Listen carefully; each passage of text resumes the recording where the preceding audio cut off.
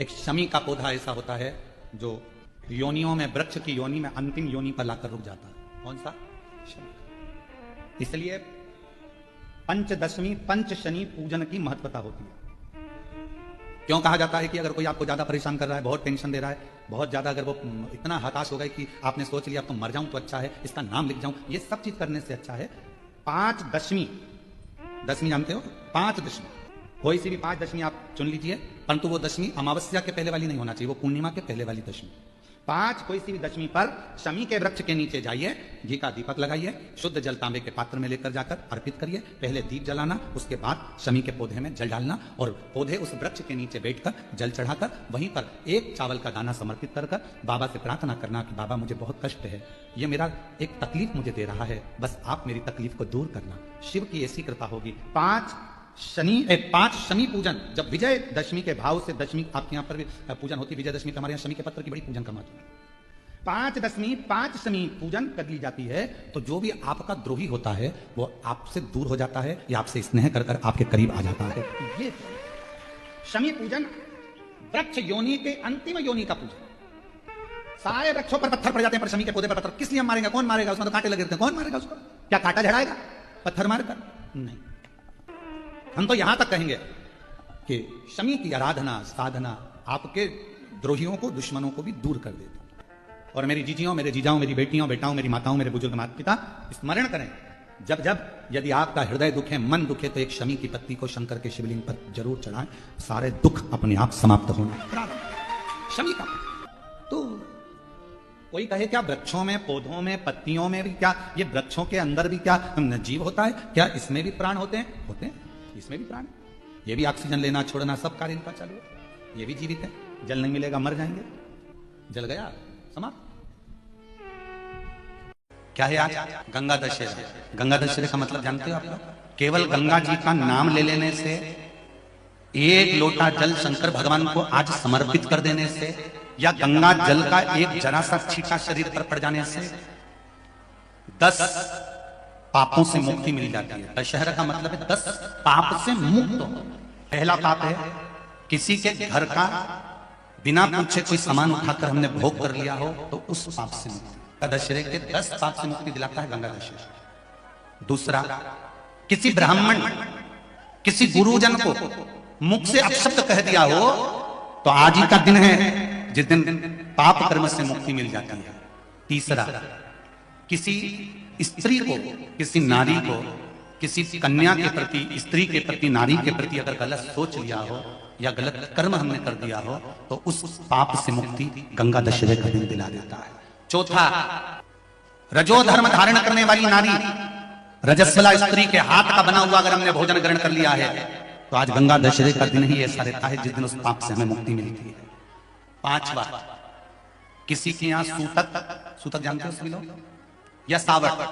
सूतक का मतलब होता है किसी के यहाँ कोई मर गया और उसके यहाँ का तुमने भोजन या पानी ग्रहण कर लिया। सावड़ का मतलब होता है किसी के यहाँ बच्चा हुआ, तुम्हें मालूम नहीं था, उसके घर का 8 दिन का 10 दिन का तुमने भोजन या पानी ग्रहण कर लिया। सूतक या सावड़ का भोजन या अन्न पानी ग्रहण कर ले तो 5वें नंबर का गंगा दशहरे का वर्णन करता है कि 5वां पाप, इस पाप से भी लोगों को मुक्ति मिल जाती है। 6ठे नंबर का वर्णन आया, किसी मंदिर की जगह पर या धर्म की जगह पर अपना कब्जा कर लिया हो या धर्म की जगह को अपना बना लिया हो तो उस पाप से मुक्त होने का एक साधन 6ठे नंबर का। 7वें नंबर का,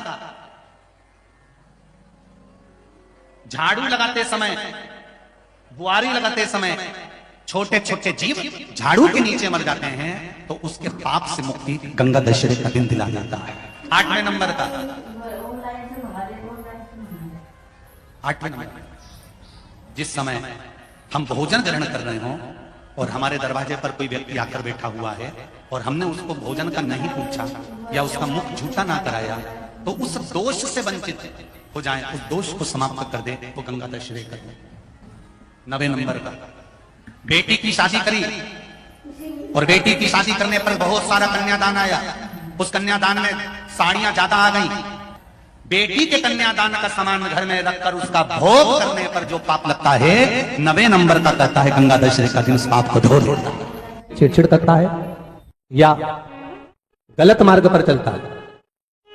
शंभेश्वर महादेव, शंकर जी का एक नाम है शंभेश्वर महादेव, तो जब कोई व्यक्ति चिड़चिड़ करता है, क्रोध करता है, गुस्सा करता है, तो महाराज शंकर भगवान का शंभेश्वर महादेव का नाम लेकर 31 बेलपत्र, जिस व्यक्ति को क्रोध आता है उस व्यक्ति का स्मरण कर कर आखा चावल मतलब सेके चावल के साथ एक एक बेलपत्र 31 बेलपत्र कर कर शिव जी के शिवलिंग पर समर्पित करी जाती है, मात्र 10वीं की तिथि के लिए, केवल 10वीं, चाहे उजाला की हो चाहे अंधेरे की। कौन से महादेव का नाम लेना है? शंभेश्वर महादेव, शिव जी का ही। एक और चीज है महाराज, छोटे छोटे बच्चे रहते हैं, कुछ कुछ बच्चों को माता जबरदस्ती के भोजन कराती है, खिलाती है, ठोकती मारती खिलाती है। कुछ कुछ बच्चे ऐसे रहते हैं वो कुछ खा ही नहीं पाते, मुख में दो और वॉमिटिंग कर देते हैं, उल्टी कर देते हैं। ऐसे बच्चों के लिए या जिस व्यक्ति को भोजन पचता नहीं हो और उधर में एसिडिटी रहती हो और जलन टाइप की होती हो, उसके लिए भी शंभेश्वर महादेव का स्मरण है। सुंदर व्याख्यान वर्णन किया है। शंभेश्वर महादेव के ठीक सामने अर्थात भगवान शंकर के किसी भी शिवलिंग के सामने एक तांबे के लोटे में जल रख लीजिए, तो जल के अंदर 3 बेलपत्र डाल दीजिए, एक पीपल का पत्ता डाल दीजिए महाराज, शमी के 11 पत्ते कलश को छुआकर शंकर भगवान के शिवलिंग पर शंभेश्वर महादेव के नाम से चढ़ा दीजिए। उस जल को उठाकर ले आइए, एक रात्रि तक घर के अंदर रखना है। उस जल को शंभेश्वर महादेव का नाम लेकर जिस व्यक्ति को एसिडिटी होती हो या उधर खराब रहता हो या भोजन नहीं पचता हो या पेट से जुड़ी हुई प्रॉब्लम हो या बच्चों को भोजन कराते हैं और वो वोमिटिंग कर देते हो, ऐसे बच्चे को या भोजन नहीं भा रहा हो ऐसे व्यक्ति को उस जल को सवेरे दोपहर शाम 3 बार शंभेश्वर महादेव का नाम लेकर आचमन कराना प्रारंभ कर दो, पिलाना चालू कर दीजिए। 3 या 4 दिन पिलाओगे, अपने आप उधर में भी आनंद रहेगा, बच्चा भोजन करना भी प्रारंभ कर देगा। शंभेश्वर महादेव। विश्वास की पूर्णता में शिव तत्व की पूर्णता। सारे देवताओं पर नारियल को तोड़कर चढ़ाया जाता है, पर मेरे शंकर भगवान को नारियल तोड़कर नहीं पूर्ण चढ़ाया जाता है, क्योंकि विश्वास पूर्ण होना चाहिए। जैसे 5 स्थान पर लगाया गया चंदन व्यक्ति को बाधाओं से बचा लेता है, विपदाओं से बचा लेता है। जैसे पंचदेव का पूजन, शिव पंचायत का पूजन बाधाओं से बचा लेता है, विपदाओं से बचा लेता है। कई कई मंदिर ऐसे होते हैं जहां पर शिव पंचायत नहीं होती है, कई कई मंदिर ऐसे होते हैं जहां पर शिव पंचायत के देवता नहीं होते हैं। शिव पंचायत में सूर्य देव, भगवान नारायण, माँ जगत जननी, भगवान देवाधिदेव महादेव, स्वयं भगवान श्री गणेश जी महाराज, ये 5 देव शिव पंचायत के मूल देवता माने। पर कई मंदिर ऐसे हैं जहां पर शिव पंचायत में सूर्य देवता का मंदिर में मूर्ति नहीं है या भगवान विष्णु की मूर्ति नहीं है, शंकर जी की मूर्ति के, तो यहाँ शिव पंचायतन का पूजन का स्मरण करते हुए वर्णन किया गया लिंग पुराण के अंदर कि शिवलिंग में 5 जगह ऐसी होती है जहां पर अगर चंदन का लेपन कर दिया जाता है तो विपदा, बांधा, तकलीफें, कष्ट दूर होता चलेगा। 5 स्थान बताए, उसको समझिए। जैसे इसको देखो, ठीक है, ये शिवलिंग को अपन मान लो, इसको जलाधारी मानो जहां से जल बहता, ठीक है। ये गोल भाग जलाधारी जिस पर शिवपिंडी रखी है, यहीं पर अपन गणेश जी कार्तिकेय का स्थान, बीच में अशोक सुंदरी का स्थान मान लो। अब इसको समझिए, 5 स्थान बताए। पहला स्थान भगवान शंकर के पूरे शिवलिंग का मध्य भाग, ये पूरा जो शिवलिंग है शिव जी का, शिवलिंग का मध्य भाग प्रथम। द्वितीय है जहां पर गंगा का अविरल धारा निरंतर बह रही है, द्वितीय स्थान गंगा की धारा का मूल बिंदु शिखा, पहला।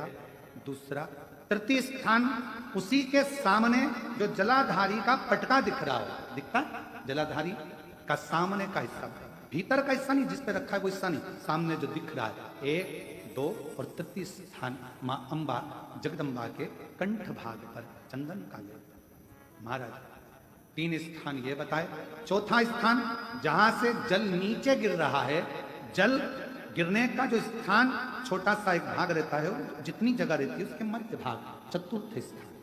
और 5 नंबर का जो भाग बताया गया वो अशोक सुंदरी का स्थान। ये 5 स्थान ऐसे हैं जहां चंदन का थोड़ी सी बिंदी भी अगर हम लगा देते हैं तो कैसी भी विषम परिस्थिति हो वो टल जाती है और बाबा की कृपा होना। पंचदेव, शिव पंचायत के 5 देवताओं का स्मरण कर कर, सूर्य देव, नारायण, माँ जगदम्बा, दुर्गा भवानी, भगवान देवाधिदेव महादेव भगवान श्री गणेश जी महाराज का स्मरण कर कर पंच देवों के नाम से पंच नहीं अपने मंदिर में शिव पंचायत नहीं विराज रही है या शिव पंचायत है नहीं, अपने मंदिरों में शिव पंचायत की मूर्ति नहीं है, तो हम 5 स्थान पर लेपन कर सकते। और हम तो यहां तक कहेंगे अगर कोई स्त्री हो, पुरुष हो, बच्चा हो, बूढ़ा हो, जवान हो, किसी को भी शरीर का चर्म रोग अगर हो गया है, चर्म रोग से अगर वो ग्रसित हो गया है, तो दुर्वा, जानते हो दुर्वा, सोमवार की अष्टमी के दिन यही 5 स्थान पर दुर्वा को समर्पित करें और वही दुर्वा वापिस लेकर आए और 5 दिन तक लगातार एक एक दुर्वा, जो स्थान बताए हैं, प्रथम स्थान की दुर्वा पहले, द्वितीय स्थान, तृतीय स्थान की तीसरे दिन, चौथे स्थान की चौथे दिन, 5वें स्थान की 5वें दिन, उस दुर्वा का सेवन करे धीरे धीरे। ये अगर वो सोमवार की अष्टमी के दिन 5 दिवस तक लगातार उस दुर्वा का सेवन करे, डॉक्टर का इलाज अपनी जगह चलने तो डॉक्टर को दिखाते रहो क्योंकि वो भी शिव का रूप है, पर साथ में अगर वो दुर्वा का प्रयोग करना प्रारंभ करे तो अगर चमड़ी सफेद भी पड़ जाती है या चर्म रोग कैसा भी हो जाता है, धीरे धीरे ठीक होना प्रारंभ हो जाता है। शिव पंचायत में रोग की मुक्ति के लिए, चर्म रोग की मुक्ति के लिए स्वयं भास्कर भगवान देवाधिदेव महादेव के स्वरूप आनंदमय सुखमय सूर्य देवता की भी उपासना करी। बेल पत्र के पत्र को तोड़ने से पहले एक नियम है कि बेलपत्र के पत्र को वृक्ष से जब तोड़ा जाता है तो सबसे पहले उसको मंत्र दिया जाता है। क्या कहा जाता है? ओम नमः शिवाय। बेलपत्र के पत्र को पेड़ पे से जब तोड़ा जाता है तो ओम नमः शिवाय का नाद किया जाता है। और बेलपत्र के पत्र में, इसमें तो वो नहीं है गूठी, बेलपत्र का जब पत्ता टूटता है तो यहाँ एक गूठी आ जाती है, देखा है आप लोगों ने? जम के तो बोलो, देखा है?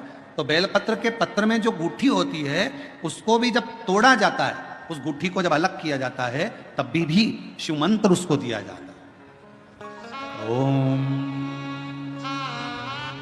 नमः शिवाय, ओम नमः शिवाय, ओम नमः शिवाय। वृक्ष पे से पत्ते को तोड़ा तो मंत्र दिया, गूठी को तोड़ा तो मंत्र दिया, और बेलपत्र के पत्ते को जब तोड़ा जाता है, मंत्र, पत्ते को तोड़ने से पहले मंत्र प्रदान किया जाता है और जब तोड़ा जाता है तो कहा जाता है, हे मां पार्वती, हे मां गोरा, चलो तुम्हें शिवजी ने बुलाया है मेरे कल्याण के लिए। मां, आपको शंकर जी ने याद किया है, मेरे ऊपर बहुत दुख है मां, कल्याण करिए, चलिए मेरे दुख को समाप्त करिए, निमंत्रण दो।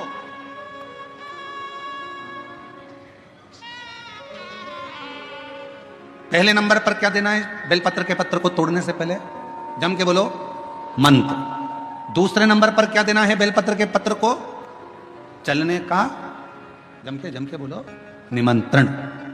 मां पार्वती जी से कहो, हे मां गोरा, हे मां पार्वती, हे मां चलिए, आपको शिव जी ने याद किया है। मां, हे मां पार्वती, हे मां गोरा, मेरे कल्याण के लिए, मेरे दुख को दूर करने के लिए, मेरी तकलीफों को हरने के लिए, हे मां गोरा, मेरे कष्ट को समाप्त करने के लिए, मां गोरा, मेरा भंडार भरने के लिए आपको शिव जी ने याद किया है, निमंत्रण दो।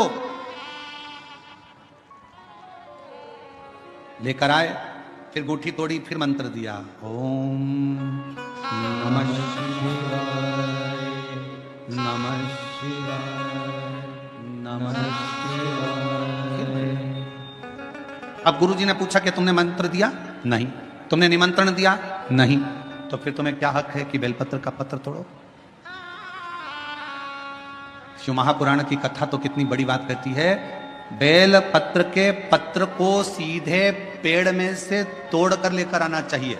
बेल पत्र की डंडी, कई माताओं की, कई भाइयों की आदत होती है, बड़ी सी डंडी होती है, उसको वहां से काट लिया, तोड़ लिया, पूरी की पूरी डंडी तोड़ कर लिया है, फिर घर पर आकर उसमें से पत्तियां तोड़ ली, जो डंडी थी उसको पटक दिया। ना ना ना, ये गलत, ये गलत। वृक्ष से पत्तों को निमंत्रण देकर फिर तोड़ा जाता है और फिर लेकर आकर दूठी तोड़ते समय भी शिव मंत्र को दिया जाता है।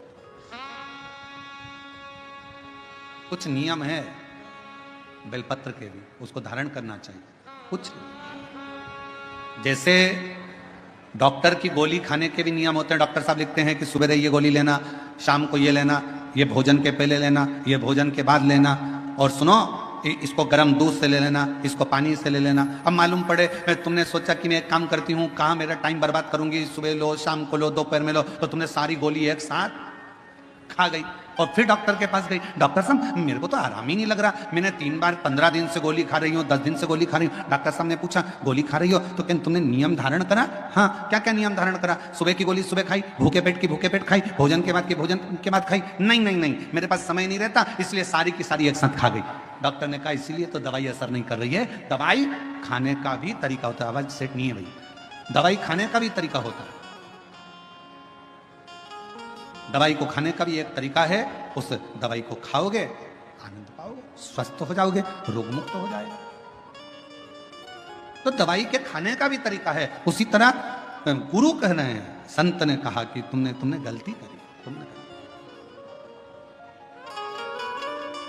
पहले मंत्र दो, फिर से बोलो, पहले मंत्र, फिर निमंत्रण, फिर दूठी तोड़ते समय फिर मन, फिर ओम नमः शिवाय, ओम नमः शिवाय, ओम नमः शिवाय। फिर मंत्र के बाद निमंत्रण दो। माँ हे माँ गौरा, साथ में बोलो, हे माँ गौरा, हे माँ पार्वती, चलिए आपको देव अधिदेव महादेव बुला रहे हैं मेरे दुख को काटने के लिए, कष्ट को मिटाने के लिए, तकलीफों को मिटाने के लिए। माँ आपको शिव ने याद किया।